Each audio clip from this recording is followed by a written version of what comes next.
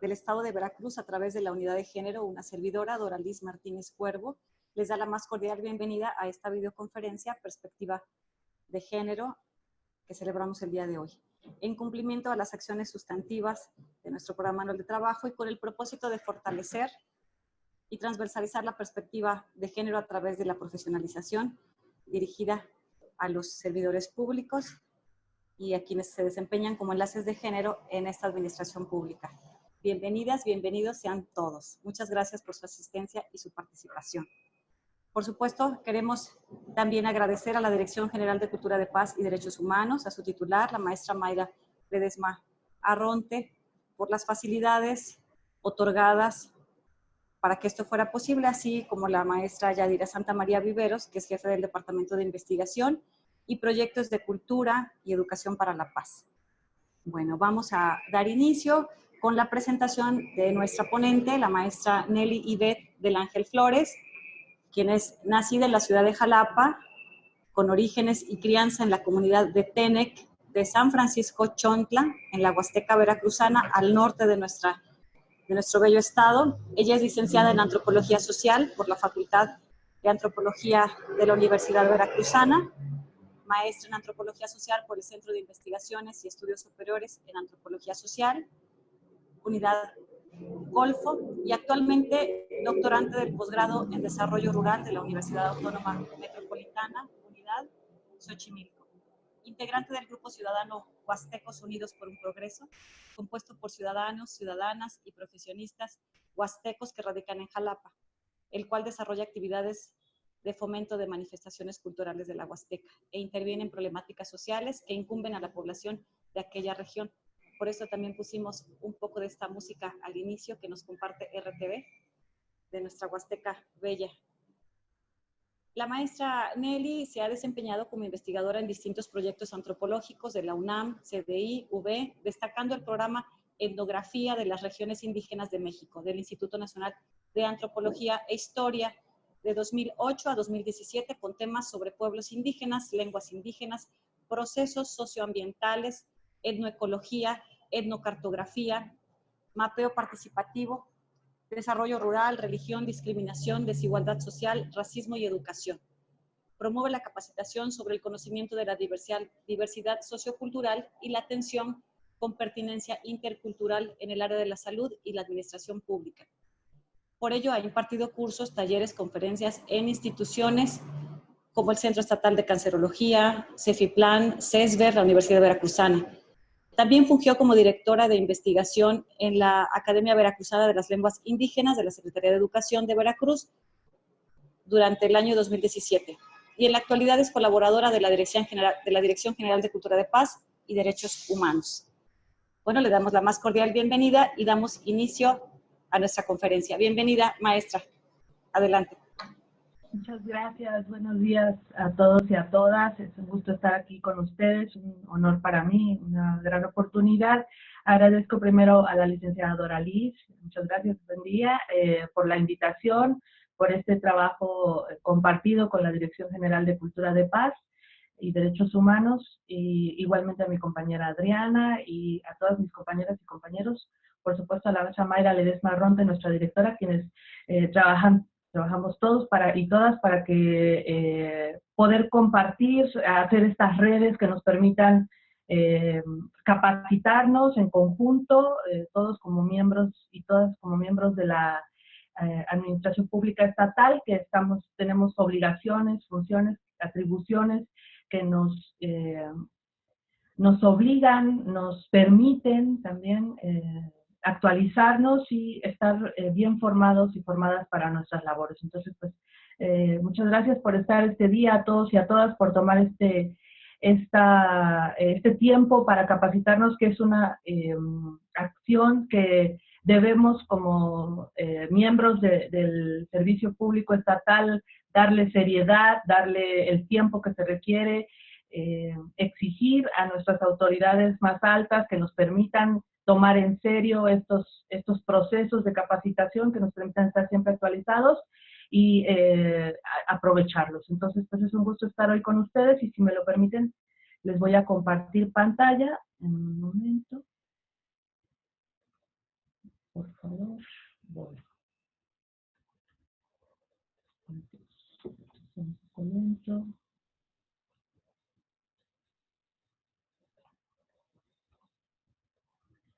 Me parece que ahí ya se ve. Voy a Sí, ya se ve. más grande. Muchas gracias. Sí, me gustaría, si les parece bien, que hagamos un poco interactiva y dinámica este día, la sesión de este día. No nos permite la situación estar juntos y juntas en un mismo lugar, pero aquí estamos y con la idea de, hace poco escuché que decía alguien que nos impartía una sesión. De todas maneras, intentemos en lo posible hacer esto una sesión de generar conocimiento y no nada más pasar información. Entonces, me gustaría escucharlos, escucharlas. Por favor, levanten la mano si desean tomar la palabra, lo podemos hacer interactivo. Si me apoya mi compañera Adriana, la licenciada Doraliz y sus compañeros y compañeras para avisarme cuando alguien requiera la palabra, con gusto. Y bueno, pues entonces vamos a tratar a reflexionar juntos y juntas sobre el tema de perspectiva de género. Quisiera ir un poco a lo que yo considero la base de este tema y que nos puede ayudar a comprender como miembros de la Administración Pública Estatal, pero también como miembros de la sociedad, de qué va y para qué nos sirve, tanto como parte de la APE como de la sociedad y de las sociedades en que vivimos y con las que convivimos.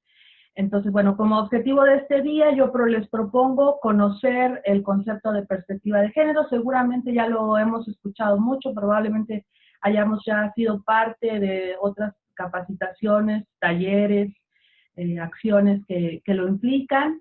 Algunas y algunos de ustedes yo sé que lo manejan bastante bien. Aprovechemos este día para reforzar y seguirnos cuestionando esto, que es algo que está en proceso. Entonces, lo conoceremos, lo revisaremos nuevamente y entenderemos su utilidad en las funciones que cumplimos en la Administración Pública Estatal y quienes nos escuchen, que no sean parte de ella, pues también en la vida diaria. Voy, como les decía, a un tema que a mí me parece importante, fundante para discutir el tema de la perspectiva de género, y es el que es básico para nosotras y nosotros, los que somos de la antropología, del área de las ciencias sociales, que es el de la cultura. Hay un concepto de cultura de uso común que hace referencia a la educación, al arte, a las disciplinas, a las ciencias. Ese es un concepto más de uso común. Yo quiero que hoy vayamos al concepto que algunos y algunos autores llaman cultura con mayúscula, que es, unos autores lo definen como el conjunto de los procesos sociales de significación. Abarca, es decir, el conjunto de procesos sociales de producción, circulación y consumo de significación en la vida social. ¿Qué significa esto? Significa todos los procesos que hacemos hombres y mujeres, la humanidad entera, para darle significado a la vida. Sin la cultura, las cosas no serían lo que son. No las entenderíamos como las entendemos. De ahí es el por qué no las entendemos todos y todas de la misma manera. No las entendemos todos y todas de la misma manera en nuestro país, no las entienden igual en Europa, no las entienden igual en África, no se entienden igual incluso dentro de nuestro propio país, al interior de las comunidades indígenas, porque es un proceso de significados, de darle significado a lo que hacemos, a lo que comemos, a lo que pensamos. Esa es la razón por la que todos y todas comemos, pero no comemos igual, pero no comemos lo mismo, pero no relacionamos la comida a las mismas cosas. Para algunos comer es un acto de sentarse y saciar una necesidad biológica. Para otros implica todo un protocolo, todo un ritual, incluso voy a exagerar y quizá hablando de otras épocas, de irse a cambiar, de asearse, de arreglar la mesa, de disponer los utensilios en la mesa de una cierta manera. Y para otros no, para otros es sírvome de comer y como, ¿no? Me lleno y se acabó. No es lo mismo, aunque sea parte de un proceso biológico. Y esto está cruzado por la cultura. Ese es un ejemplo muy llano, pero lo que trato de decir con ello es que la cultura es un fenómeno constitutivo de la humanidad y hecho por la humanidad. Por ello, las diferencias que vemos, tanto si salimos de Jalapa y vamos a las zonas rurales que nos circundan, como si salimos del país y vamos a otros países, a otras regiones del mundo. Y la cultura, por esa misma razón, es un hecho social, como digo, lo que quiere decir que no es que yo tengo, como Nelly del Ángel, mi propia cultura, y no es que la compañera Doralis tiene su propia cultura nada más, y ella dice lo que es la cultura. Es un hecho que construimos en las relaciones sociales con las otras personas. Dicen que si cuando salen ciertas aves del nido, inmediatamente asocian a ciertas figuras que andan por ahí con animales depredadores. Sin embargo, los niños, las crías humanas, nacen y no saben de los que están ahí rodeándoles cuál es depredador y cuál es comida y cuál es mamá y cuál es papá. Este es un proceso que vamos a aprender, nos vamos a enseñar unas a otras en la convivencia, en las relaciones sociales. Entonces, lo que como humanidad tenemos, nosotros y nosotras mismas lo construimos. Y por lo mismo es inacabada, no está hecha, no es un monolito, no es ni siquiera imaginen un cubo Rubik bien armado, ¿no? Con todos los colores bien hechos.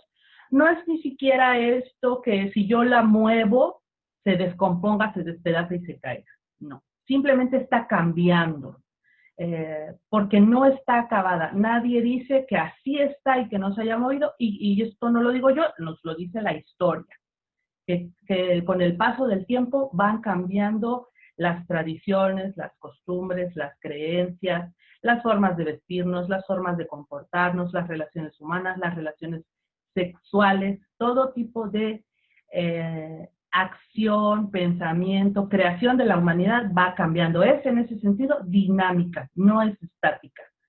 Hay una confusión cuando se habla de tradición en algunos lugares porque se llega a pensar que estábamos hablando de algo que se mantiene ahí, inmóvil, y no. En todo lo que hace la humanidad hay dinamismo.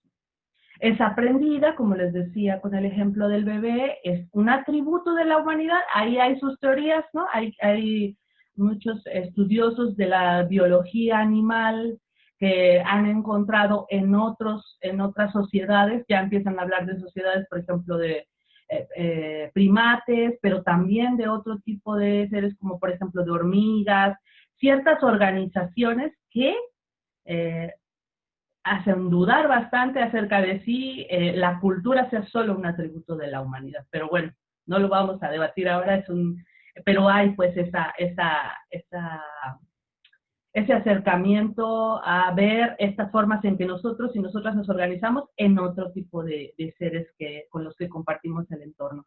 Es diversa la cultura, ¿no? Lo que les decía, no se conciben las mismas formas de, por ejemplo, dormir en nuestra sociedad como en otra, ¿no?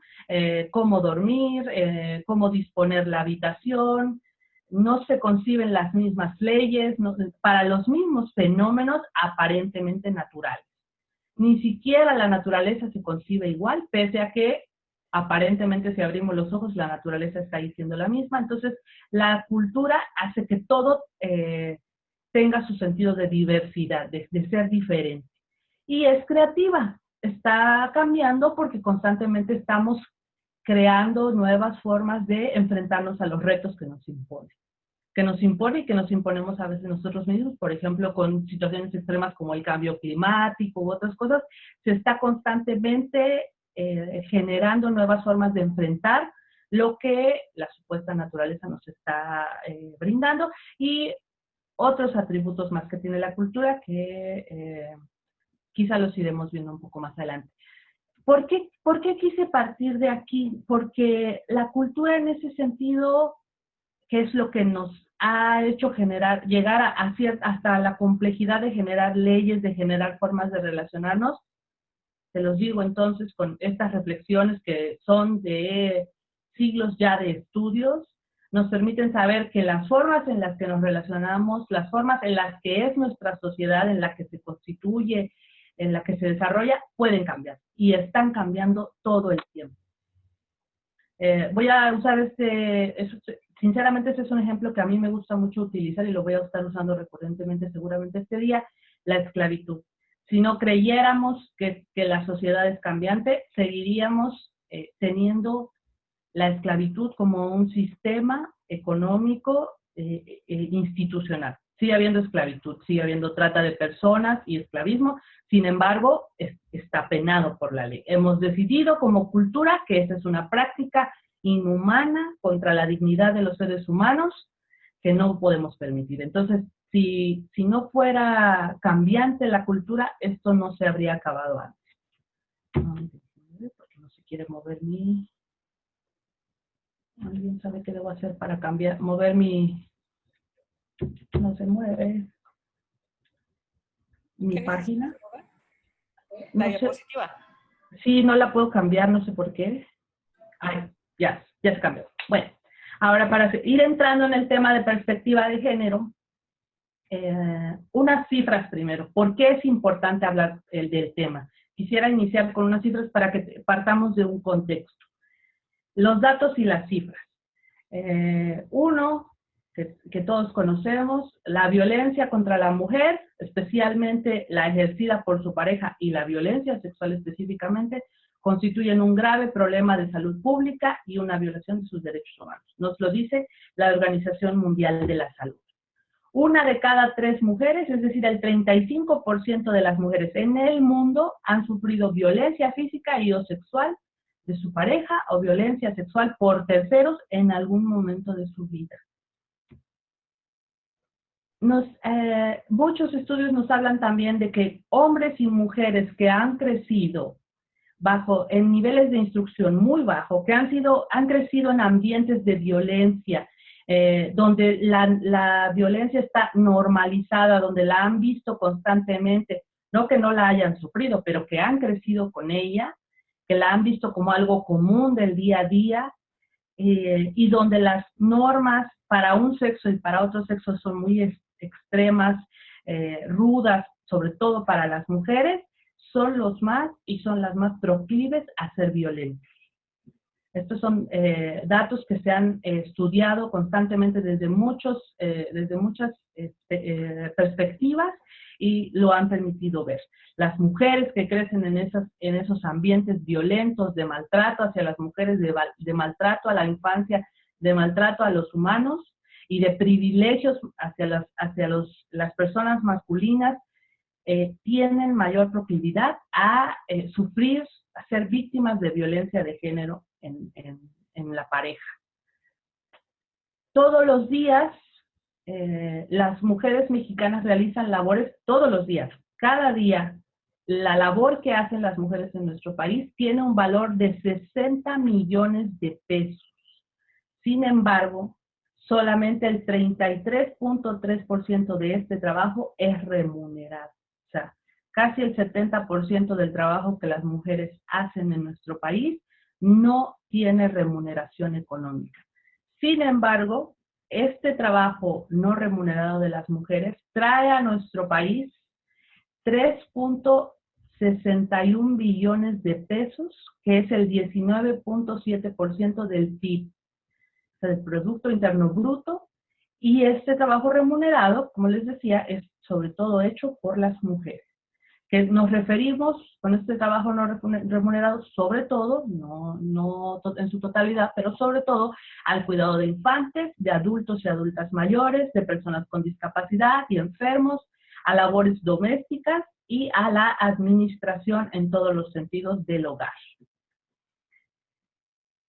Otro dato, ya ustedes saben la definición de violencia feminicida, la forma más extrema de violencia ejercida contra las mujeres, pero lo que quiero que nos concentremos sobre todo es en esta tabla de feminicidios en nuestro país. En 2015 partíamos de 411 feminicidios, cerramos el año así.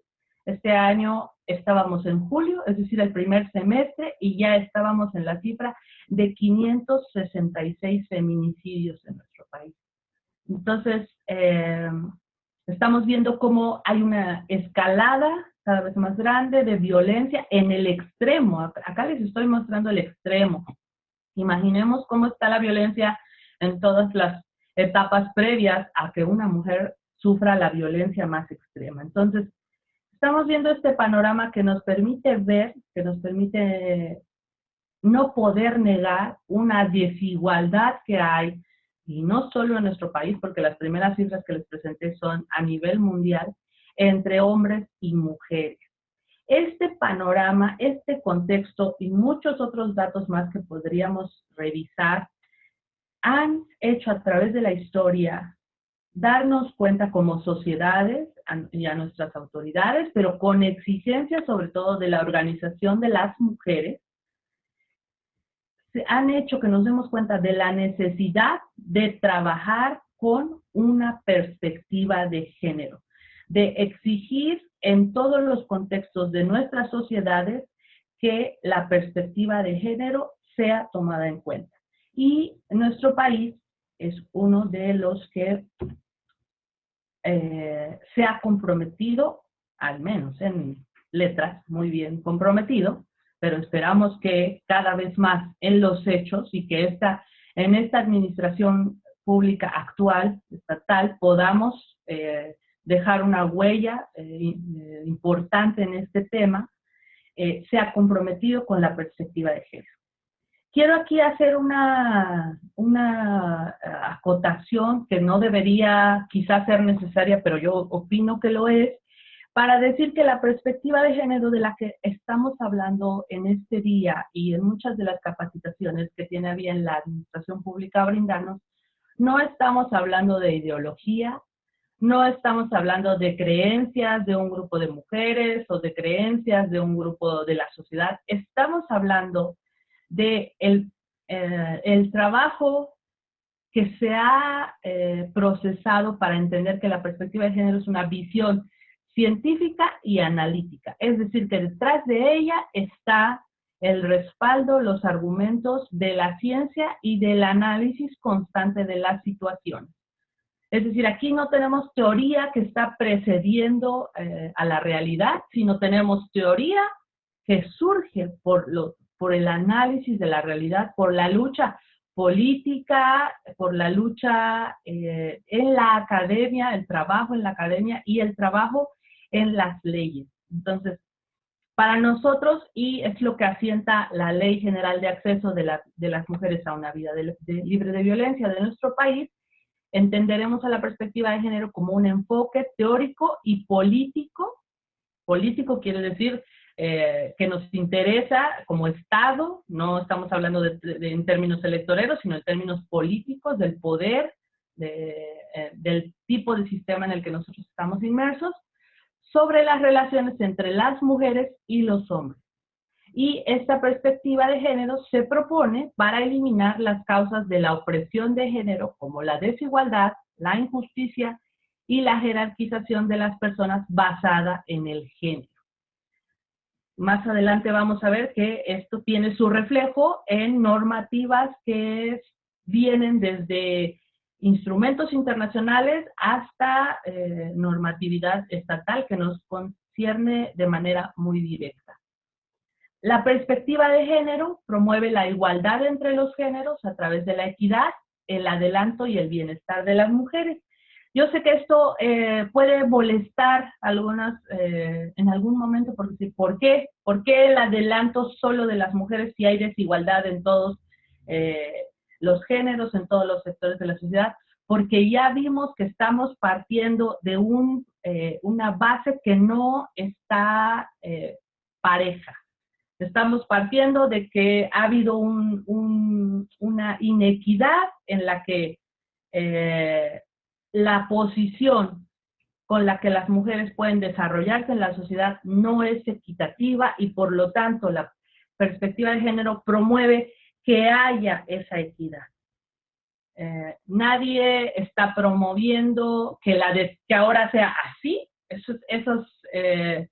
Esas versiones maniqueas, pendulares de primero mandan los hombres y ahora van a mandar las mujeres, no es lo que se está tratando, y quien habla en esos términos banaliza una lucha por la equidad, que es lo que estamos buscando. No se está buscando hacer una guerra donde se desaparezca toda una parte de la especie de la humanidad, no se trata de eso.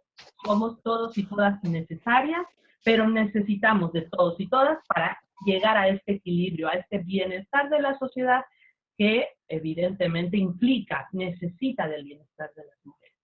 Y bueno, la perspectiva de género contribuye a construir una sociedad en donde las mujeres y los hombres tengan el mismo valor, la igualdad de derechos y oportunidades para acceder a los recursos económicos, a la representación política y social en los ámbitos de la toma de decisiones. No son exigencias salidas de contexto, no se está, como digo, pidiendo que ahora manden las mujeres, se está pidiendo que podamos estar en las mismas condiciones para acceder a los mismos privilegios, derechos, oportunidades que todo el resto de la sociedad. Muy bien. Entonces, la perspectiva de género, lo que nos implica la perspectiva de género, su precepto más central es que todas las personas somos expresión de nuestro tiempo. Y aquí es donde volvemos a la idea de la cultura.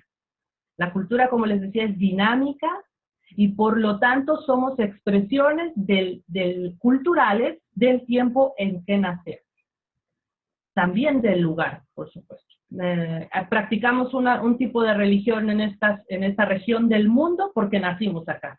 Si hubiésemos nacido en el oriente, en el este de Europa, tendríamos otra religión sin ningún problema, no habría ningún conflicto para nosotros en nuestros seres ontológicos porque simplemente habríamos nacido en aquel lado del mundo. Entonces, somos lo que nuestro tiempo y nuestro contexto nos convierten. Y por eso la perspectiva de género nos invita a pensarnos como personas con subjetividades, identidades y como parte de un contexto específico. Mirarnos así como sociedad y como personas nos permitirá entender cómo las feminidades y masculinidades son aspectos que han venido cambiando a través de la historia, que no se han mantenido estáticas. Debemos quitarnos esa idea, si es que la tenemos, de que el hombre es hombre como es y la mujer es mujer como es, porque la historia nos muestra que nunca ha sido así. No se ha mantenido estática la manera de ser mujer y la manera de ser hombre en la historia. ¿Y para qué nos importa todo esto? O sea, sí he escuchado que hay quien dice, pero ¿para qué moverle a lo que está? ¿No? ¿Qué tiene de malo? Tiene de malo que en el fondo es parte de la legitimación y de la justificación de las desigualdades sociales. Ahí hay ejemplos desde lo más que pudiéramos considerar quizá inofensivo hasta lo más importante. Por ejemplo, que se diga, les voy a poner un ejemplo de las regiones indígenas, si bien no les quiero hacer pensar que allá las cosas son malas y acá no, porque en realidad en todos lados tenemos lo nuestro. Yo preguntaba en mi comunidad, ¿por qué las mujeres no danzan? Y me decían, porque no pueden. O sea, según los hombres, había una idea de que las mujeres no sabían bailar, no tenían, cuando dicen no pueden, quiere decir no tienen las habilidades, los conocimientos. Bueno, ahora, a 10 años de haber preguntado eso, hay más danzas de mujeres que de hombres. ¿Cómo que las mujeres no pueden? No, o sea, ¿en dónde está el problema? ¿En sus pies? ¿Les falta un dedo? ¿O qué? Que no pueden. Sí pueden. Y en un caso más extremo, cuando se dice... yo crecí en una generación donde había muchos casos en que si se enfermaba un hijo varón, lo llevaban al médico. El hijo varón debía salvarse y se debían poner todos los recursos para que él se sanara. Si se enfermaba una mujer, no necesariamente la llevaban al médico. Porque niñas hay muchas, porque de todas maneras ella no va a heredar los recursos del hogar, porque son menos indispensables, entonces, pues no, porque vamos a gastar, y qué tal si de todas maneras se mueren, y para qué, me voy a quedar endeudado, decían los papás, entonces no la llevamos al médico. Entonces, estamos hablando de actuar ante mismas situaciones en desigualdad y que nos afectan específicamente y principalmente a las mujeres, pero que nos afectan como sociedad. Ninguna sociedad puede avanzar, y eso lo muestran las sociedades más avanzadas, si la equidad en las condiciones entre hombres y mujeres no está dada. Entonces, si nos preguntamos por qué a veces nos consideramos un país de tercer mundo y envidiamos cómo han llegado otros países a ser de otra manera, pues si analizamos cómo están en sus relaciones equitativas, que implican desde las relaciones familiares y domésticas hasta las posiciones de poder, de toma de decisiones a niveles muy altos en los gobiernos, por ejemplo, veremos en dónde está la diferencia. Bueno. Y la perspectiva de género en ese sentido nos lleva a preguntarnos qué estereotipos de hombres y mujeres existen.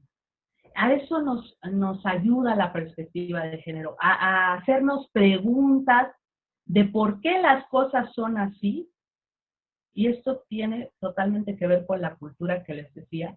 La cultura es de una manera en un cierto tiempo y en un cierto lugar porque a alguien le conviene, porque algunos privilegios guarda, porque algunas estructuras sostiene que a algún grupo le conviene.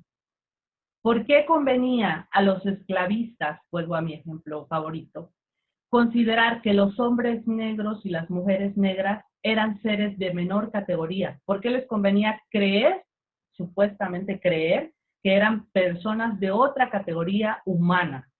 Porque así podían justificar la explotación de sus cuerpos, el uso para trabajo esclavo, para trabajo sexual, sin tener que devengar ningún dinero con ellos, ¿no? La inhumanidad en la que los mantenían. Para eso usaban la creencia de que eran hombres y mujeres de menor categoría que los blancos, ¿no? O las blancas. Entonces, ¿de qué sirve mantener estereotipos de lo que es un hombre y lo que es una mujer? Sirven para mantener estructuras que a alguien benefician, ¿no? ¿De qué sirve que una mujer se quede en casa a cuidar a los niños, a los enfermos, a los ancianos y ancianas, mientras el hombre puede salir, pasar tiempo de más entretenimiento fuera de casa, también de más trabajo, eso también le implica más trabajo, pero poder llegar, la mujer se queda en casa y trabaja todo el día, y cuando el marido llega, ella sigue trabajando, el hombre va a trabajar, pero cuando llega se puede sentar a leer el periódico, ¿no? A ver la tele, o a tomar unas cervezas con sus amigos. ¿A quién le sirve eso? ¿A quién le sirve pensar que naturalmente las mujeres nacieron para esto y los hombres para esto? ¿A quién le sirve pensar, para qué sirve creer que las mujeres somos naturalmente cuidadoras, esencialmente cuidadoras?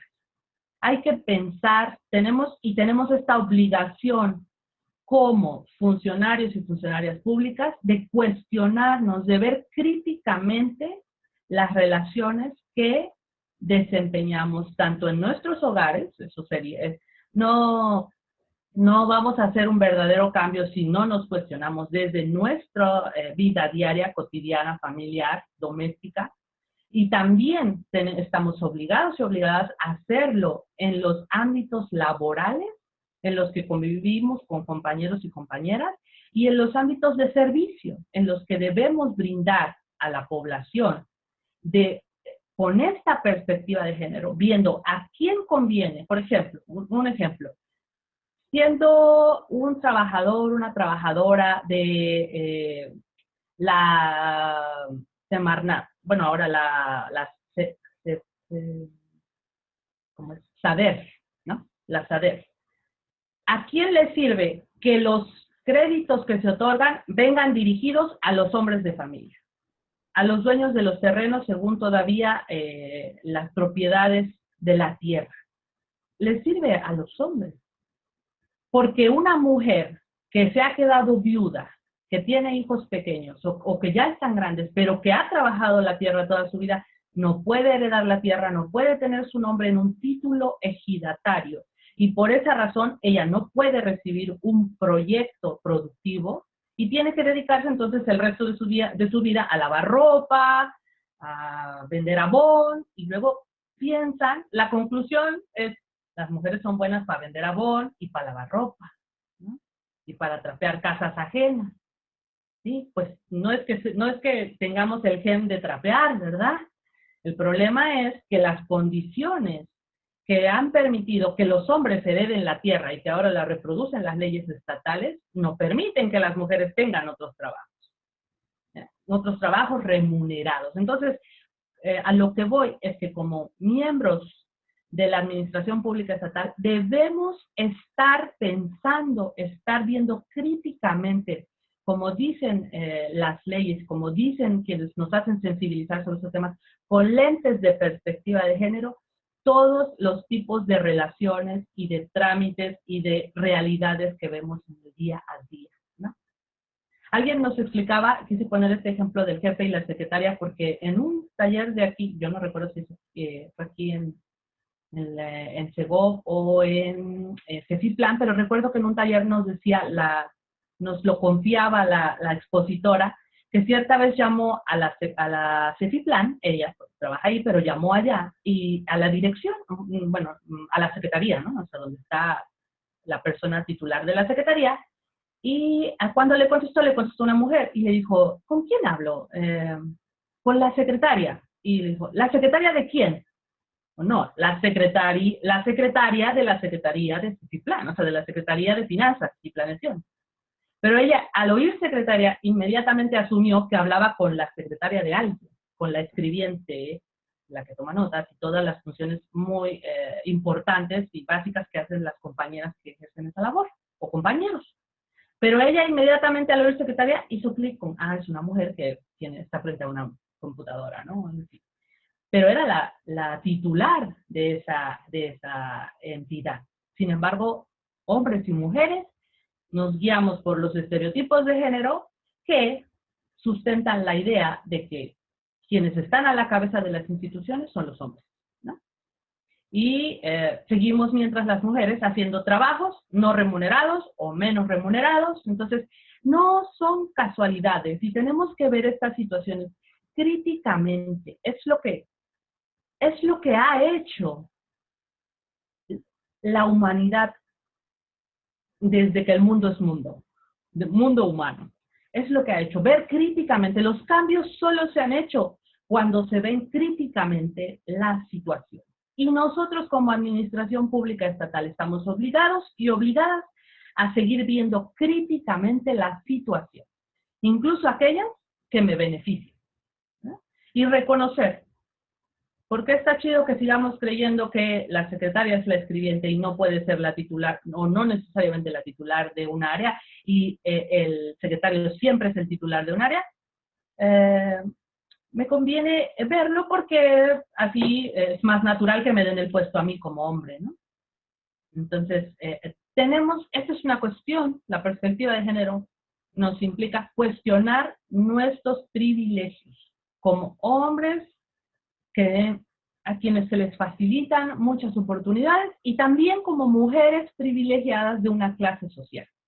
La perspectiva de género nos implica también una mirada interseccional, es decir, ver que las mismas preocupaciones que nos deberían cruzar a todas las mujeres no las vivimos todas igual. Mientras en las ciudades, desde mi punto de vista, hacemos bien una batalla, por ejemplo, contra leyes que nos impiden elegir sobre nuestros propios cuerpos, decidir sobre nuestros propios cuerpos. Por ejemplo, en comunidades indígenas están haciendo otra batalla para comer en el día a día, ¿no?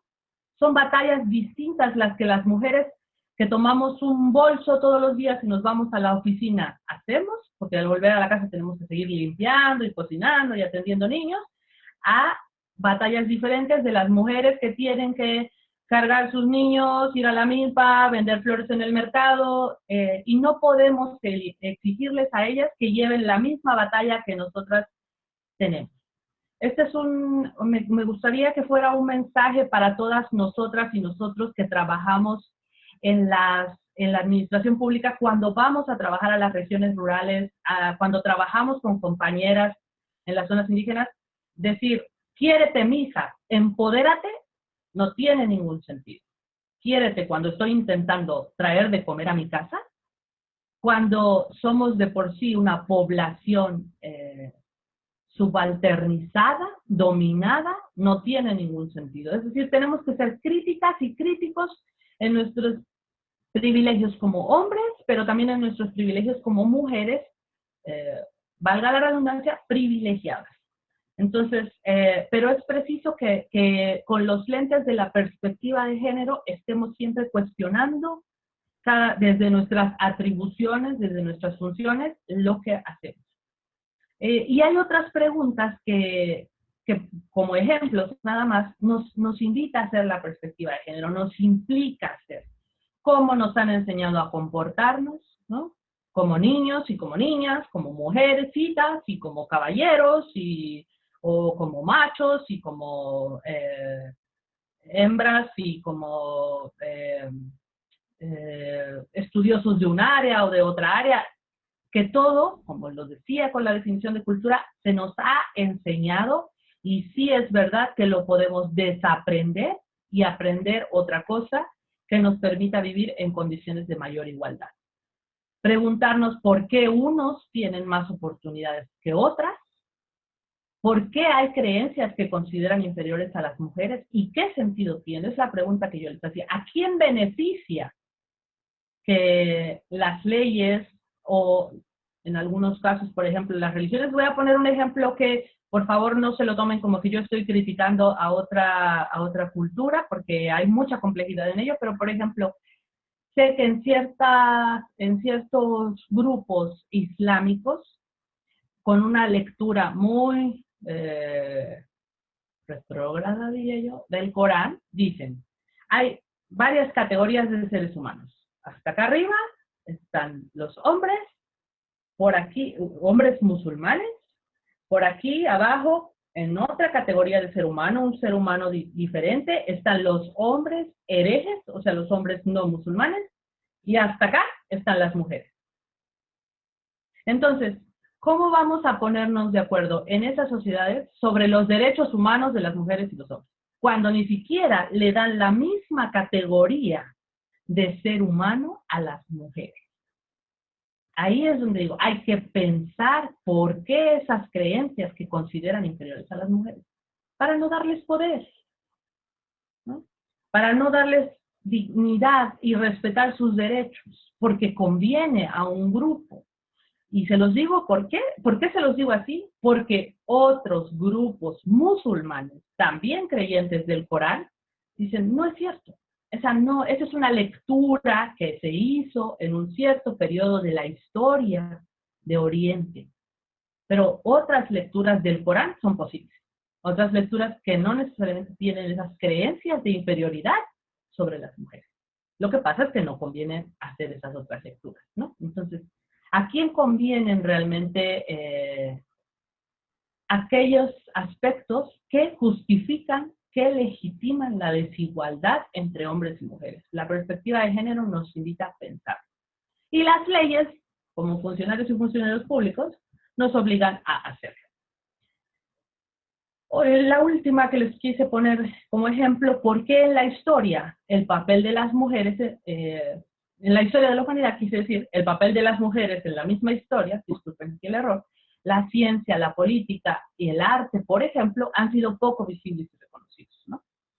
Evidentemente que cuando se llevó a cabo lo que acabamos de conmemorar en nuestro país, ¿no? La independencia, las mujeres estaban en algún lugar, ¿no? Y tenemos algunas nombres de mujeres insignia, ¿no? En esos procesos. doña Josefa y otras mujeres. Sin embargo, es increíble pensar que las mujeres se fueron a esconder a sus casas, ¿no? Las mujeres estaban en los procesos, las mujeres eran parte de las reuniones de los hombres. No hay nombres que suenen por alguna razón, ¿no? Hay incluso, este es un ejemplo muy extremo, pero yo recuerdo que en la universidad nos contaba un profesor de unas sociedades donde las niñas sin ningún problema podían estar en reuniones políticas de hombres, donde solo podían estar hombres, porque ni siquiera eran consideradas como seres humanos. O sea, era como si un perrito anduviera por ahí paseándose en la reunión, ¿no? Las niñas no se les consideraba nada importante en esos lugares, ¿no? Pero nuestra presencia, la presencia de las mujeres siempre ha ayudado, ha sido parte de estas luchas humanas por la igualdad, por la libertad, porque se acabe la esclavitud. Entonces, no tiene ningún sentido negarlo porque la sociedad no se beneficia de ello. Y bueno, entonces, la perspectiva de género, ¿qué implica para nosotros y nosotras como miembros de la Administración Pública Estatal? Nos implica, y esto lo dice la ley, esto lo he tomado de la ley para una vida libre de violencia, conocer, comprender y transformar las condiciones que hacen que las desigualdades entre hombres y mujeres se perpetúen. O sea, tenemos que comprenderlas, que estar conscientes de ellas, tenemos que comprenderlas, tenemos que reflexionar sobre eso, ver críticamente, como digo, y colaborar en su transformación. Nosotras y nosotros sabemos, como miembros de la administración pública, que 566 mujeres hayan muerto por feminicidio hasta julio de este año, no puede seguir sucediendo, ¿no? No lo debemos seguir permitiendo. Y si bien nosotras y nosotros no investigamos, algunos, no sé si hay alguien de la fiscalía, no detenemos todas y todos nosotros, no nos dedicamos a acciones policiales, es decir, no hacemos quizá trabajo en el frente, pero todas desde nuestras funciones podemos hacer que las condiciones cambien, ¿no? Que las mujeres puedan acceder, por ejemplo, a mejores trabajos pagados, remunerados, que les permitan salirse de una relación abusiva, de una relación violenta, ¿no? Porque muchas veces decimos, la mujer no se va porque no tiene quien la mantenga, pues porque si tuviera la oportunidad de un trabajo remunerado igualitario al que tienen los hombres, con todos los derechos, con toda la dignidad, se iría. Esto lo dijo mi jefa una vez.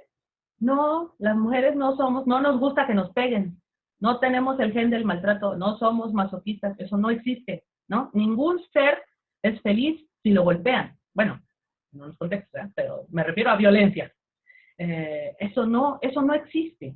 Es ridículo pensarlo. Lo que tenemos que saber es que si hubiera las condiciones y nosotros como miembros de la Administración Pública Estatal hacemos lo que nos corresponde en nuestras atribuciones, cada quien en sus funciones, podemos colaborar a que cambien esas condiciones y estén mejor puestas equilibradamente para la igualdad. Entonces, la perspectiva de género para nosotros y nosotras es una herramienta para el cambio de las relaciones sociales, nos lleva, esta es la idea, nos lleva a la igualdad sustantiva y en general al bienestar de la sociedad. Esto lo hacemos como nosotras a través del Estado, del que formamos nosotras parte, ya formamos parte de él como ciudadanos y ciudadanas, pero ahora estamos en una situación de obligación como miembros de la administración pública, a través de las políticas públicas que diseñamos algunos o algunas, que bajamos, o sea, que aterrizamos algunas, que desarrollamos algunas, que a otros evalúan, que otros acompañan, que otros programan, que otros, cada uno y cada una de nosotras cumple una función. Entonces, sí tenemos manera de colaborar en esta transformación. No todos estamos de acuerdo de algunas formas, en algunas formas que alguien puede considerar agresivas en que se hacen las luchas por la igualdad. No tenemos que entrarle a eso si no queremos, pero tenemos que hacer nuestra parte desde donde estamos, ¿no? Y en eso estaremos sumándonos a la lucha de las mujeres, porque, por ejemplo, el ejemplo que dije, no haya otro año con, a lo mejor vamos a salir este año, más de 1000 casos de feminicidio, ¿no? Y eso pues, solo por decir un ejemplo de la violencia extrema que sufrimos. Una parte de la sociedad que es al menos la mitad de la sociedad. Somos más del 50% de México las mujeres. Entonces, no es una cosa menor, no es una exageración. Y bueno, los instrumentos que vamos a hacer un repaso de los instrumentos que algunos ya seguramente ustedes los conocen, pero tanto para que sepamos lo que nos obliga como lo que nosotros tenemos que ver como miembros de la administración pública, que tenemos un marco jurídico que nos obliga, pero también que nos protege, que nos respalda, que respalda nuestro trabajo. Entonces, el marco que nos sirve para caminar en la perspectiva de género es el Sistema Universal de Derechos Humanos y el Sistema Interamericano de Derechos Humanos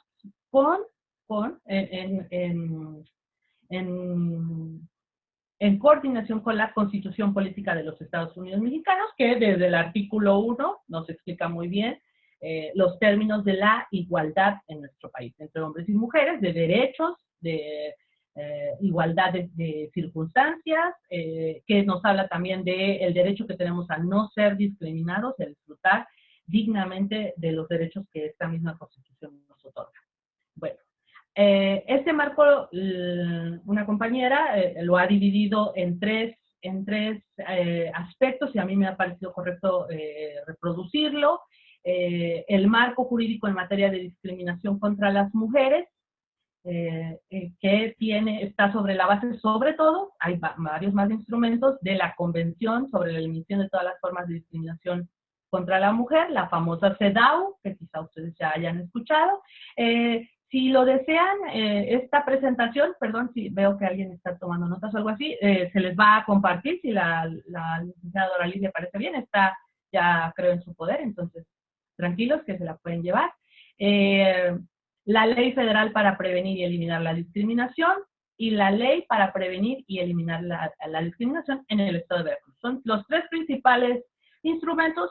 No tenemos que leérnoslos todo de todo, ¿verdad? Pero si le entramos al Google, a San Google, encontraremos un resumen de qué se trata y así sabremos en qué nos pueden servir a nuestras labores.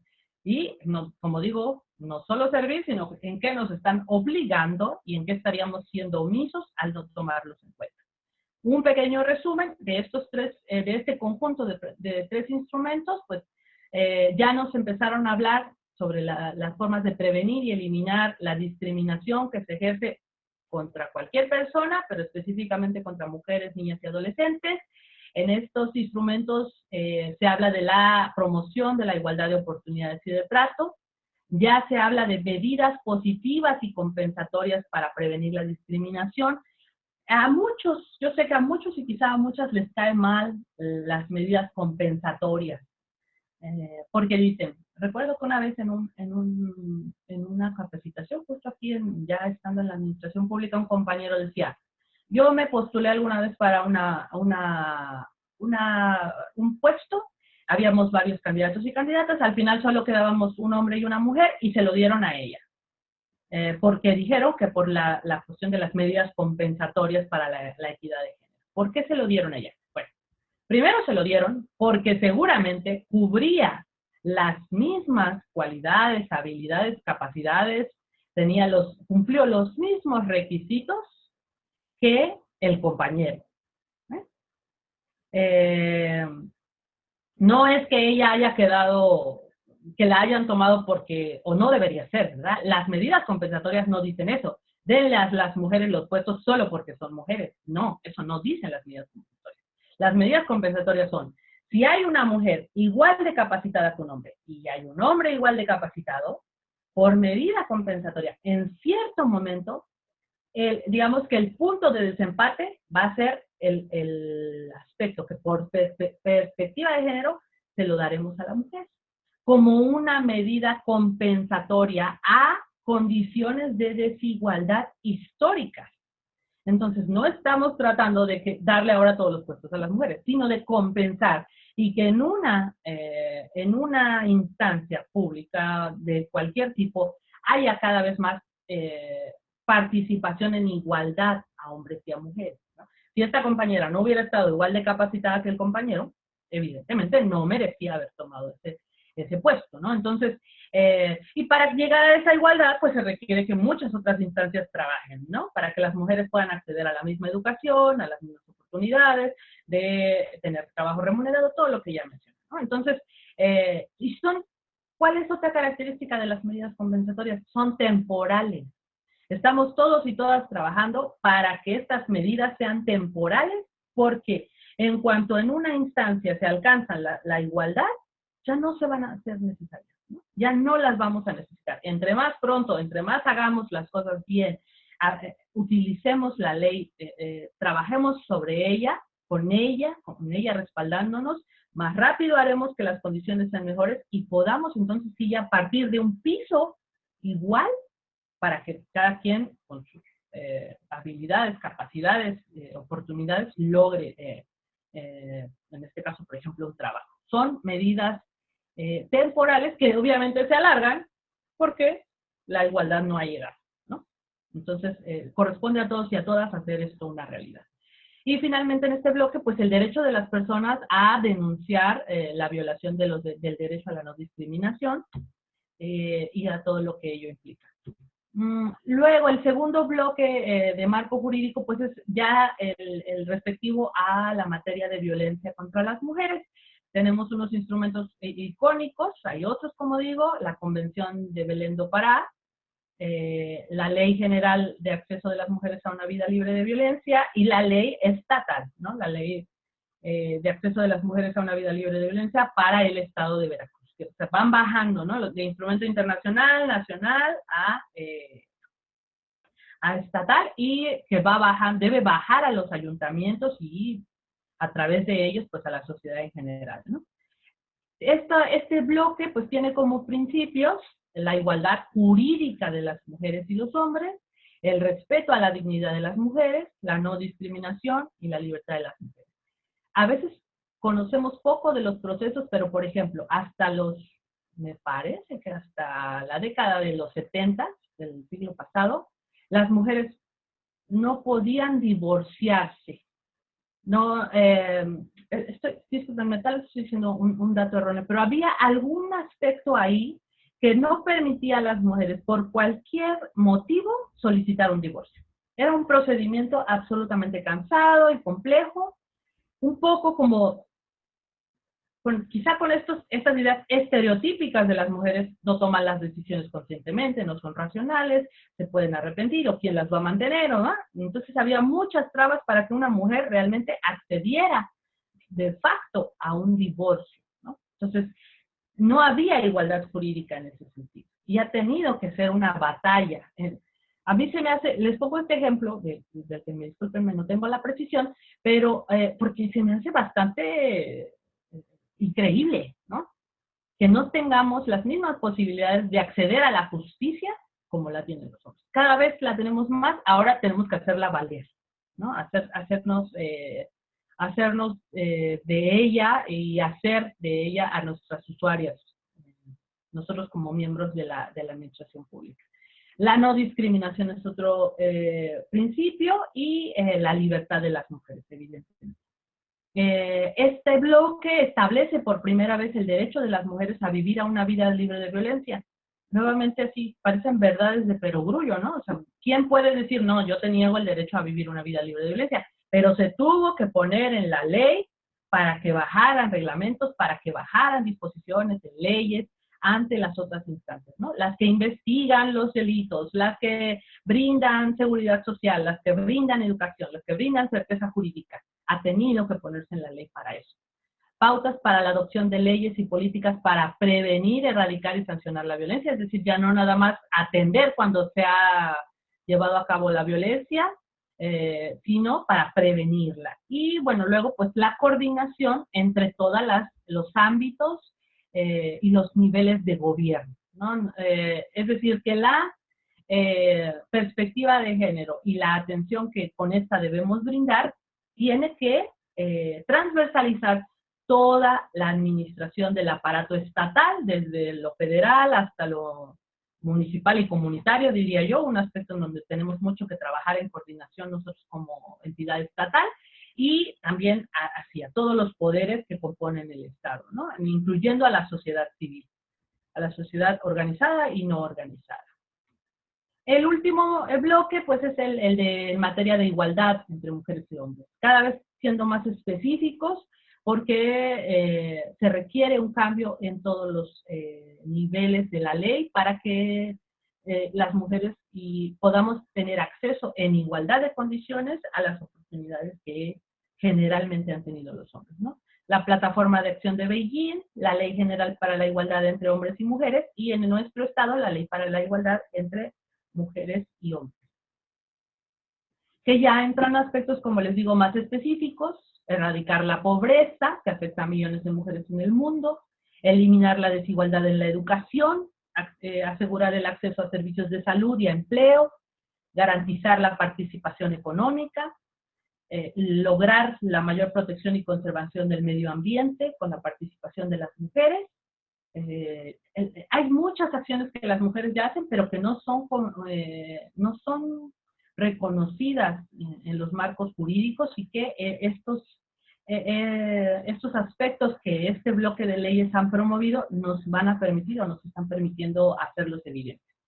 Lograr que las mujeres accedan al poder y a puestos de toma de decisiones, mejorar la imagen de las mujeres en los medios de información, erradicar la violencia contra las mujeres y contrarrestar los efectos negativos de la guerra contra las mujeres, y en este caso es la guerra y de todas las situaciones de conflicto y de vulnerabilidad, ¿no? Como la migración, como los desplazamientos forzados, como los conflictos ambientales. Entonces tienen que verse las afectaciones, como ahora en esta temporada que viene, ¿no? Las catástrofes naturales, ¿no? Tenemos que asegurar y pensar en qué efectos tiene esto específicamente en mujeres, niñas y adolescentes. Entonces, cada vez ha ido afinándose más este aparato jurídico, que nos da muchas herramientas para todos y todas en cualquier punto de función que tengamos. Hay mucha gente, recuerdo que una vez en estas participaciones que tuve en el SECAM, ¿no? Que nos decía un compañero, no recuerdo si era como enfermero o doctor, decía, pero ¿por qué nos enseñan estas cosas a nosotros y nosotros no tomamos decisiones, ¿no?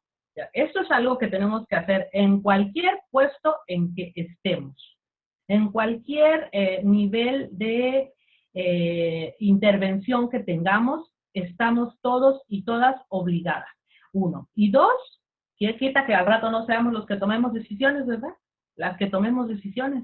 Es que qué mejor que lleguemos a esas oportunidades, a esas instancias preparados para ello, ¿no? Y que algún día seamos quienes podamos decidir un presupuesto con perspectiva de género, una planeación con perspectiva de género, una aplicación de la política pública con perspectiva de género, ¿no? Pero en el espacio en el que nos estemos desarrollando, la ley nos obliga. Entonces, es mejor que todos y todas lo conozcamos y sepamos que no estamos en omisión de nuestras obligaciones. Y bueno, casi para finalizar, en nuestro estado y en la administración pública presente, se promueven varios, estos solo son unos ejemplos, varios de los instrumentos que nos permiten, en los que nos podemos apoyar para transversalizar la perspectiva de género en nuestras funciones, en todas nuestras dependencias, entidades. Bueno, antes de esto, decir que las unidades de género están creadas, las unidades de género y sus enlaces de género están creados para ayudar a las dependencias justamente a transversalizar esta perspectiva de género, que nos permita aterrizar como puedo, viendo críticamente la situación de la desigualdad de género, conociendo los marcos jurídicos que me permiten trabajar con ella, como puedo aplicar esto en mis funciones día a día y en la amplia planeación del trabajo de mi dependencia. Entonces, pero no funcionan solas, ¿no? No son, como no traen polvitos mágicos así de, estás ahora con perspectiva de género y ahora aquella oficina está con perspectiva de género, ¿no? Tenemos todas que poner de nuestra parte, nuestro interés. Como digo, si son ustedes personas que están en posición de toma de decisiones, tomarlo en serio y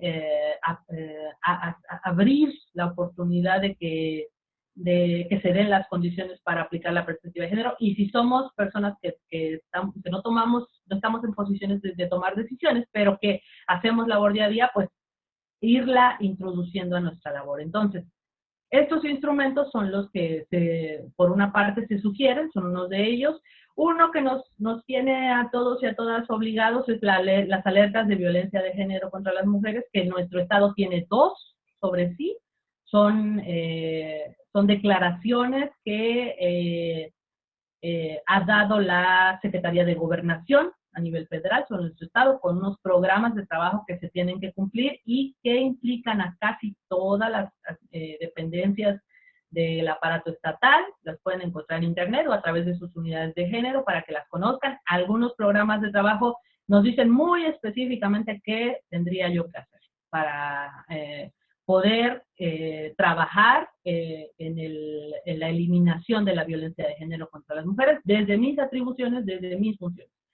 El otro es la estrategia Cero Tolerancia a la Violencia contra las Mujeres, una estrategia, las mujeres y las niñas en Veracruz, una estrategia que lanzó el gobernador del estado el año pasado y que también enumera en lista una serie de directrices, es decir, son solamente directrices, unas líneas en las que se nos sugiere trabajar para transversalizar la perspectiva de género y trabajar en pro de la violencia contra las mujeres y las niñas en nuestro estado, y en la que nos podemos apoyar muy fácilmente, después aterrizándola en acciones específicas en nuestras dependencias. Y uno que nos interesa especialmente a todos y a todas quienes pertenecemos a esta administración, pues es el protocolo para la prevención, atención y sanción del hostigamiento y acoso sexual. Es una herramienta que puede llegar a ser muy útil, es perfectible todavía, seguramente se va a poner apenas en práctica, bien pues en funciones quiero decir, pero que nos ayuda para prevenir, conocer primero, ¿no? Adentrarnos a toda esta cuestión de la violencia de género, la violencia y el acoso laboral, entenderlo y de ahí prevenirlo, atenderlo si sucede, sancionarlo adecuadamente conforme al derecho que nos asiste como parte de la administración pública, como nuestras responsabilidades administrativas que tenemos. Entonces, o sea, medidamente, pues, ¿no? No se trata no son instrumentos de inquisición ni de sanción por ser sanción, son instrumentos que lo que buscan es que si somos una administración pública que va a promover al exterior la cero tolerancia a la violencia contra las mujeres, también la tenemos que promover al interior y en general la cero violencia, ¿no? El cero acoso y hostigamiento que nos permita llevar una administración pública sana, trabajar en un ambiente sano, en un ambiente digno, en el que no tengamos que estarnos cuidando de quién de acosos o de hostigamientos de todo tipo, ¿no? No solamente sexual, pero específicamente porque desde el principio ya vimos que la violencia de género es un aspecto muy importante que se ha dirigido especialmente al acoso y hostigamiento sexual, pero nos sirve para todo tipo de acoso y hostigamiento laboral como una guía. Pero bueno, entonces las invitamos a que se acerquen a sus unidades de género, a conocer este instrumento, a que lo aprovechen, lo difundan, lo podamos entre todas y todos perfeccionar y que podamos considerar a la administración pública un lugar seguro de trabajo, un lugar donde nos podemos desarrollar con confianza, con responsabilidad, con compañerismo, en pos de replicar desde adentro cada vez una mayor cultura de paz, de dirimir conflictos sin violencia, ¿no? De contribuir al beneficio de la sociedad desde lo poco que consideremos que hacemos en nuestra función muy, muy específica del día a día, pero que nos va a permitir como administración de verdad generar cambios hacia afuera, ¿no? Entonces, no queremos, nadie quiere seguir viviendo en esta sociedad violenta, en esta sociedad que sentimos insegura, que sentimos que no podemos confiar, que no sabemos de dónde va a venir el conflicto, el problema, que siempre está presente, pero que sepamos que podemos ir mejorando las condiciones para convivir, hacer una mejor sociedad, ¿no? Entonces, les invito a conocer estos instrumentos con los que ya contamos en esta administración para transversalizar la perspectiva de género. Y pues me parece que eso es todo por mi parte. Quisiera nada más cerrar diciendo que hoy estamos celebrando justo el Día Internacional de la No Violencia, el 2 de octubre. Además, bueno, estamos conmemorando en nuestro país episodios históricos muy importantes de lucha, de otras formas de lucha, han servido para acceder a derechos de hombres y mujeres y que no queremos que se repitan y que como administración tenemos la obligación de trabajar para generar estos ambientes de no violencia. Entonces, pues, se nos queda a todos y a todas de tarea y estoy, pues, si lo desean, atenta a comentarios y preguntas.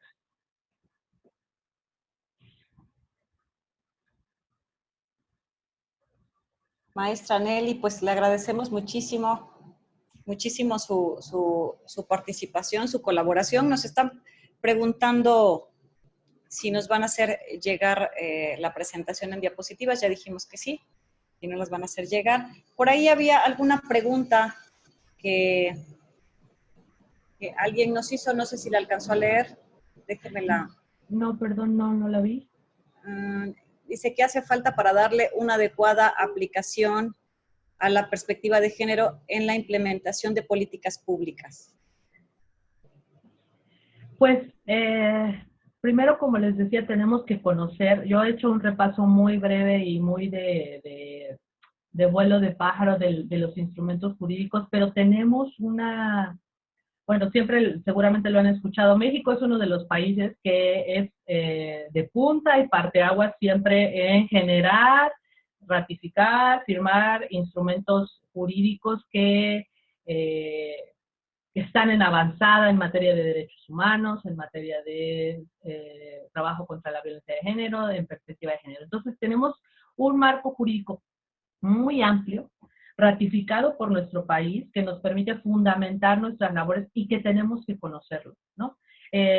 Por eso es importante que estas capacitaciones, como decía yo, se tomen en serio como procesos de formación en nuestras dependencias. Tenemos que lograr que nuestras autoridades, quienes nos dirigen, se sensibilicen a eso y vean que necesitamos tener este bagaje que nos permita aterrizar los instrumentos ya más locales, más que están en nuestras administraciones, en nuestra administración estatal, en este caso, en las municipales.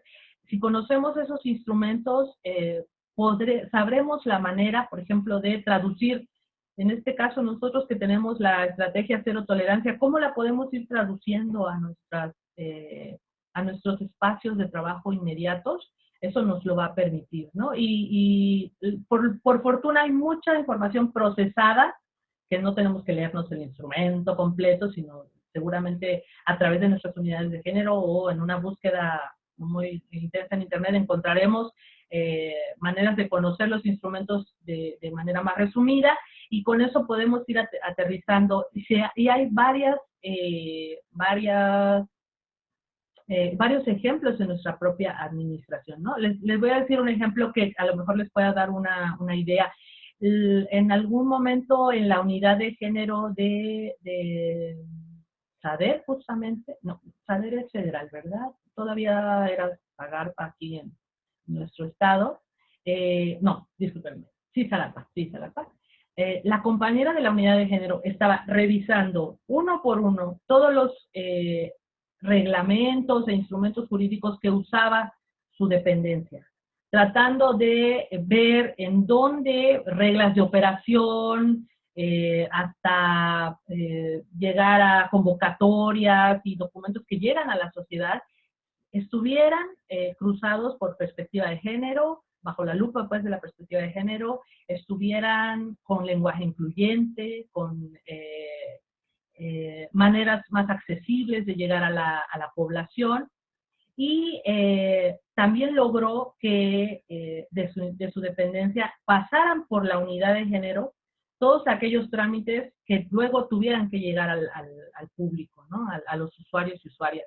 De esta manera permitía, es decir, no todos podemos quizá estar formados de la misma manera, tenemos muchas funciones en el día, ¿no?, que hacer, pero tenemos unas instancias en nuestras dependencias que nos pueden asesorar en el trabajo de cómo aterrizar, cada uno de manera diferente, ¿no? No será igual para todos y todas las dependencias y para todas las personas, perdón.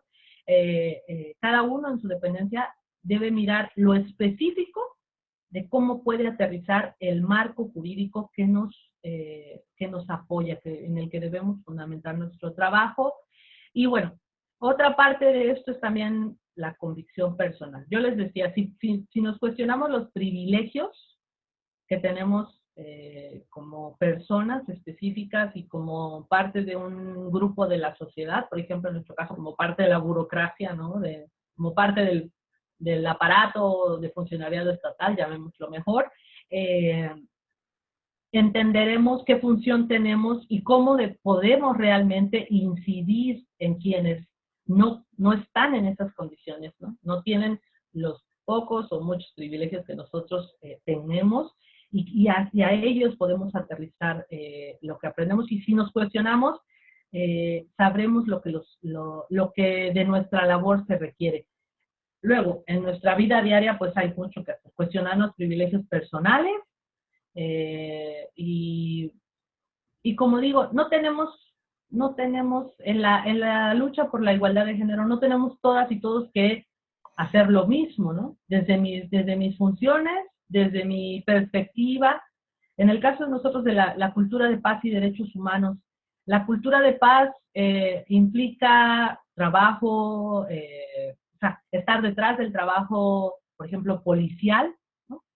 Trabajo que está al frente confrontando la violencia, y trabajo que trata de dirimir conflictos de otras maneras, por ejemplo, con la educación, ¿no?, con la sensibilización, a entender que las desigualdades en las que vivimos son las que generan violencia, ¿no? De entender que el pobre no es pobre porque quiere, y la mujer no se queda en su casa donde la golpean porque se quiere quedar, ¿no? Hay desigualdades históricas que generan esas situaciones, y desde nuestras funciones, en este caso como miembros del aparato estatal, algo podemos hacer. Eso diría yo.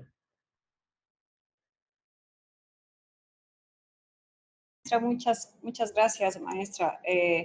La maestra Rosa Isela, del programa de gobierno, nos comenta que le gustaría agregar que el Estado de Veracruz ha implementado medidas dentro de la Administración Pública Estatal para dar seguimiento a la estrategia cero tolerancia, contempladas en reformas tanto penal y civil, así como los protocolos que se han generado en las instancias como SSP, Protección Civil, entre otras. Así es. Y tenemos una pregunta. ¿Pretendemos una igualdad para mujeres en rangos superiores? ¿Minimizan a otras mujeres ejerciendo violencia laboral e institucional? ¿Cómo podemos trabajar este tema con las autoridades para mejorar la calidad de vida laboral de muchas compañeras en la administración pública estatal? Sí, me pareció que tocó dos temas en este caso. Uno sí que ya hablábamos. Quizá convenga decir aquí una acotación, la que no quise entrar, pero siempre se cree que el machismo es cosa de hombres y el feminismo entonces en ese caso es cosa de mujeres, ¿no? Y no es así, ¿no? Somos una sociedad machista, somos una sociedad, todos y todas, hombres y mujeres, hemos crecido en esta sociedad patriarcal que da privilegios a una parte de la sociedad, que minimiza el valor de otra parte de la sociedad, y por lo tanto actuamos en consecuencia de ello, ¿no? Por eso es un engaño cuando dicen las mujeres, porque como son las que crían, ellas transmiten el machismo, ¿no es cierto?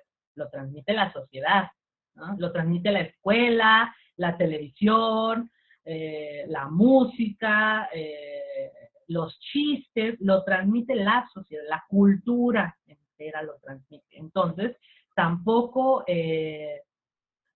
podemos obviar que hay muchas mujeres en condiciones de privilegio con actitudes machistas, ¿no? Y que mismo aquí, como la compañera dice, mismo aquí en la administración pública estatal, no todas las mujeres estamos en las mismas condiciones de dignidad, de atención de nuestros derechos, de acceso a los derechos mínimos, ¿no? Entonces, primero tenemos que hacernos conscientes de eso, ¿no?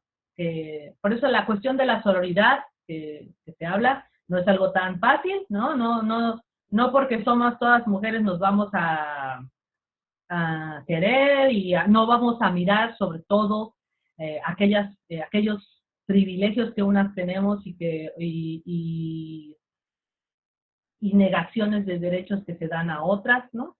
Primero ser conscientes de eso y segundo, tenemos que cada vez hacer que sea una administración más clara, abierta, en donde se promuevan los valores realmente, ¿no? De la equidad, de que la gente acceda a sus funciones por sus méritos, por sus capacidades, por sus logros, por su trabajo, ¿no? Y esto irá haciendo pues que si en realidad lo queremos hacer, lo queremos evidenciar, ¿no? Usemos los instrumentos. Por ejemplo, este protocolo para la atención del hostigamiento y del acoso. Recuerdo que en una capacitación que estuvimos, una compañera misma decía, ella ponía el caso, ella misma lo hacía, decía, a mí se me va a hacer muy difícil denunciar a un compañero que a la vez es mi amigo. Sobre todo cuando veo que las chavas, como ella decía, usando estereotipos, ¿no? Son como demasiado relajentas, ¿no? No tienen nada de malo ser relajienta. Otra cosa es que si yo digo no, es no, ¿no? Pero bueno, ella ya lo planteaba, o sea, estaba diciendo, yo voy a poner primero de mi amistad que mi obligación de seguir un procedimiento, ¿no? Entonces, cuando decidimos usar la ley, usar las reglas, a veces sí y a veces no, según nos convenga, según la familia, según los amigos, pues estaremos dejando un paso mucho a la opacidad, a que en realidad no se cumplan las reglas. Quizá todos y todas aquí en la administración estaremos de acuerdo, perdón, que no nos hacen falta más leyes. Tenemos un montón.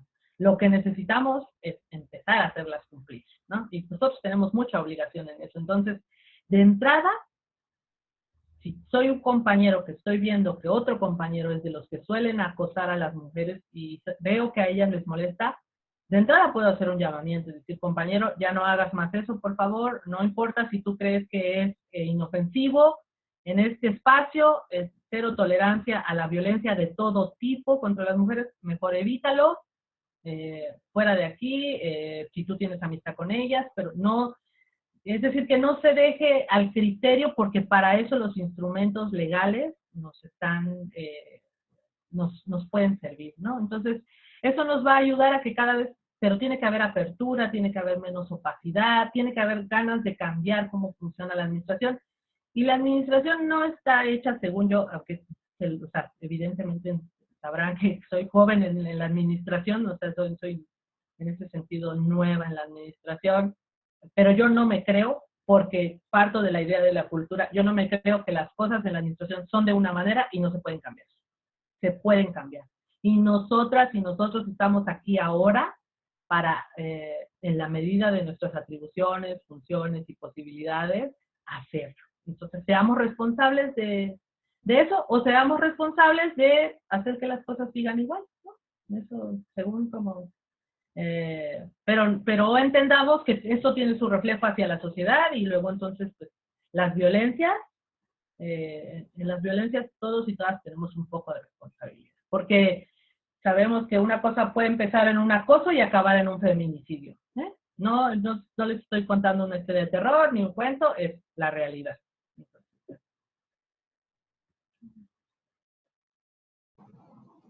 Es cierto, muy cierta su perspectiva acerca de esto, maestra. Y bueno, vamos a finalizar con esta pregunta última que nos dicen, ¿cómo se refleja el tema de cuidados ante la pandemia desde una mirada con perspectiva de género?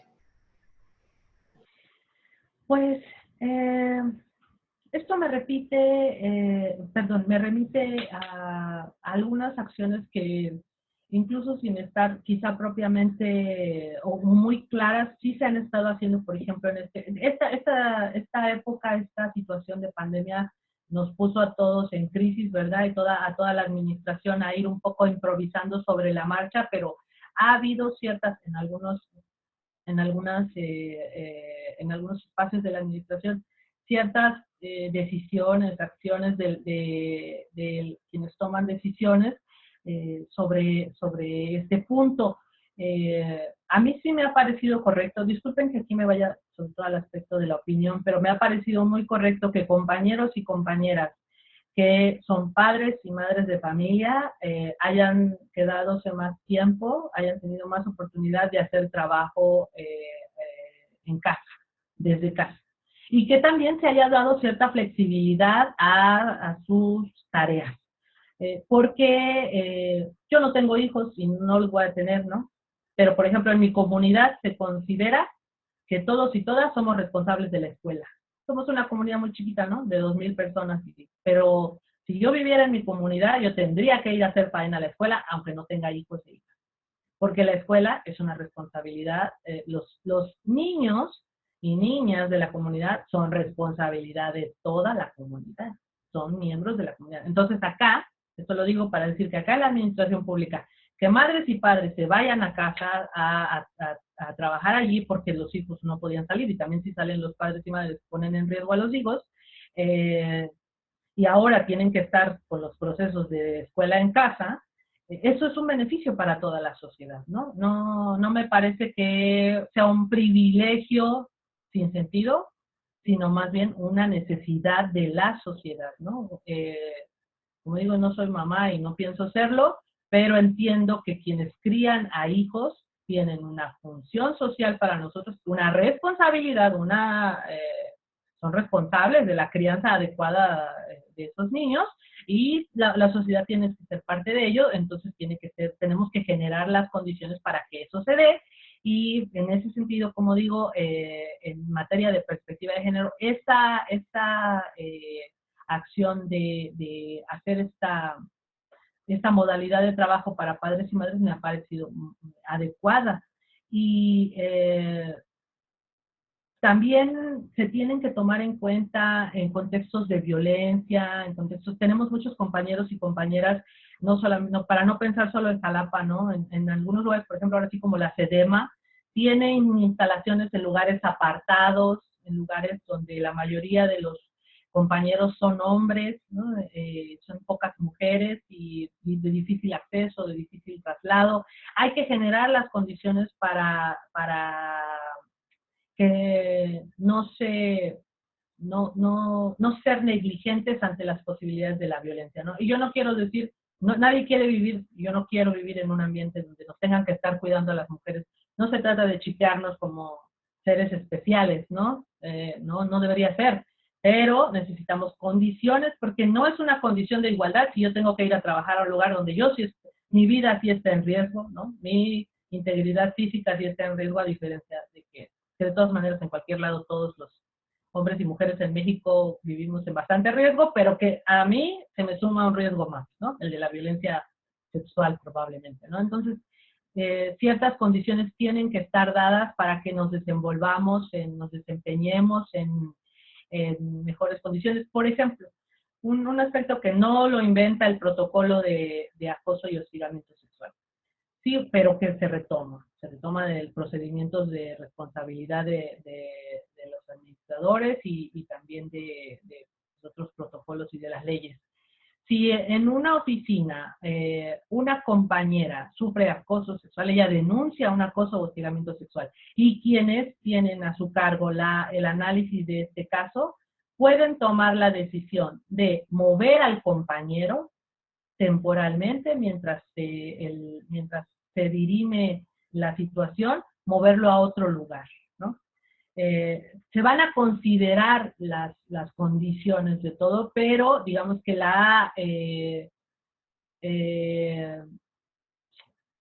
en este contexto que ya les comentaba de medidas compensatorias, se va a tratar de poner en menos riesgo a la compañera, como una medida preventiva, no punitiva contra el compañero, porque ninguna decisión se habrá tomado todavía, no se le debe castigar, pero sí como una medida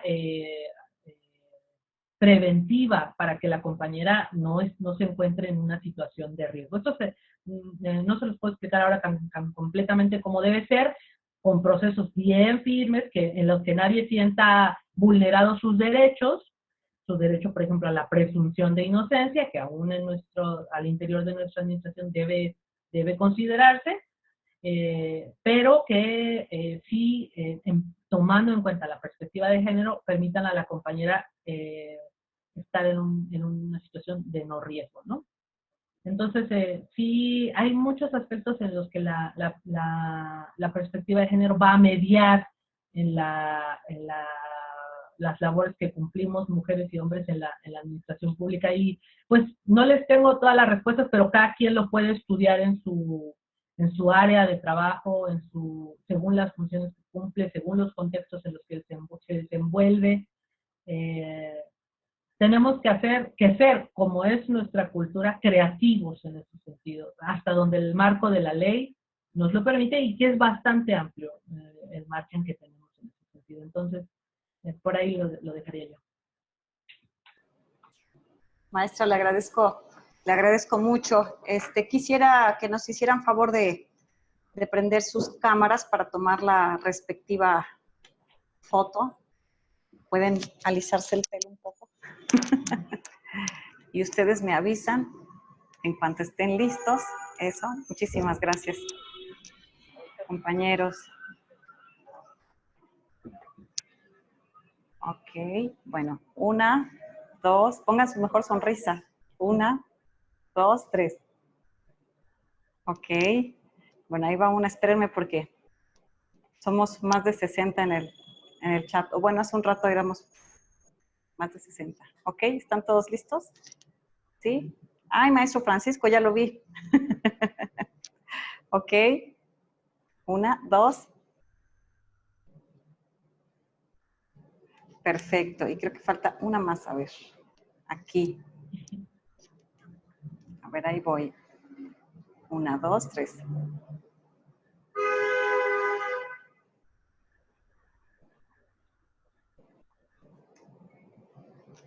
Ok, a ver, aquí. ¿Esta salió o no salió? ¿Sí salió? Bueno, muchísimas gracias. Salieron todos muy guapísimos y guapísimas.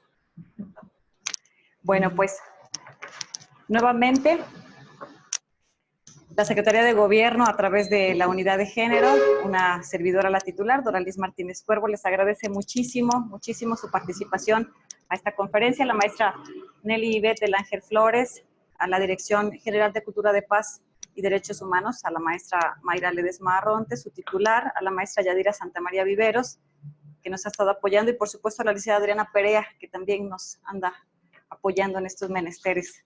Agradecemos mucho su participación. Les deseamos un feliz viernes, gracias a Dios, y estamos enviándoles información de nuestra próxima conferencia. ¿Alguien desea agregar algo? Y si no, nos despedimos con esto. Muchas gracias. Okay. Buenas tardes a todos y a todas. Excelente conferencia. Ay, muchas gracias, maestro Irán. Muchísimas gracias y disfruten su fin de semana.